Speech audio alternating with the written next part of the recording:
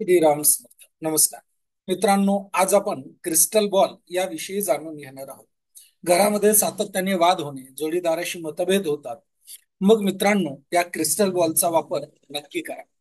वास्तुशास्त्रानुसार घरामध्ये crystal ball ठेवणे अतिशय शुभ मानले जाते. यामुळे सकारात्मकता, ऊर्जा वाढते. पूर्व दिशेला हा जर क्रिस्टल बॉल ठेवला तर त्याचे आपल्या जीवनामध्ये अनन्य साधारण असे फायदे होतात. ज्या घरामध्ये वडील आणि लहान मुलांमध्ये प्रेम असते, त्या कुटुंबात एकोपा असतो. त्या घरात सर्व प्रकारच्या सुखसोयी आपापल्या परीने निर्माण होतात.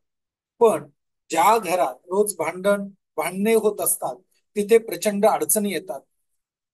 मित्रांनो, अशी मान्यता आहे की क्रिस्टल बॉल आपल्याला अशा समस्या टाळण्यास आणि कुटुंबामध्ये परस्पर जो समज आहे, म्हणजे सामंजस्य निर्माण करण्यामध्ये मदत करू शकतो.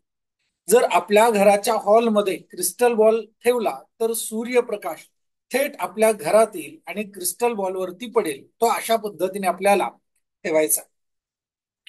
मग आपण आपल्या घराच्या मुख्य गेटवरती क्रिस्टल बॉल लावू शकतो, ठेवू शकतो.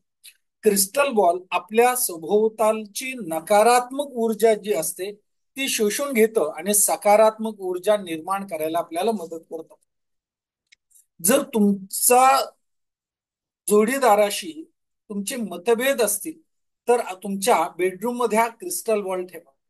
दिवसातून 3 वेळा घड्याळाच्या दिशेने फिरवावा.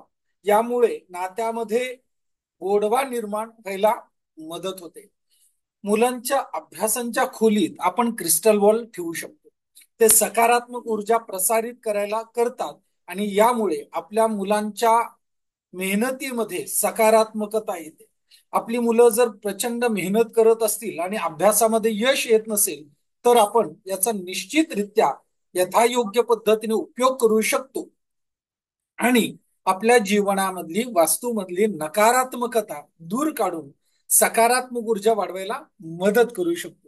सो मित्रांनो, अशाच नवनवीन माहिती पाहण्यासाठी चॅनलला सबस्क्राईब करा, शेअर करा आणि हो, कमेंट करायला बिलकुल विसरू नका. कारण आपली एक कमेंट इतरांच्या आयुष्यामध्ये समृद्धी आणायला मदत करणार आहे.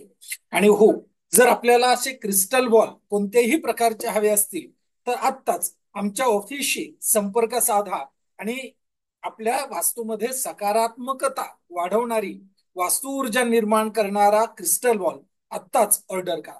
भेटूया पुढच्या भागामध्ये. तोपर्यंत श्रीराम समर्थ.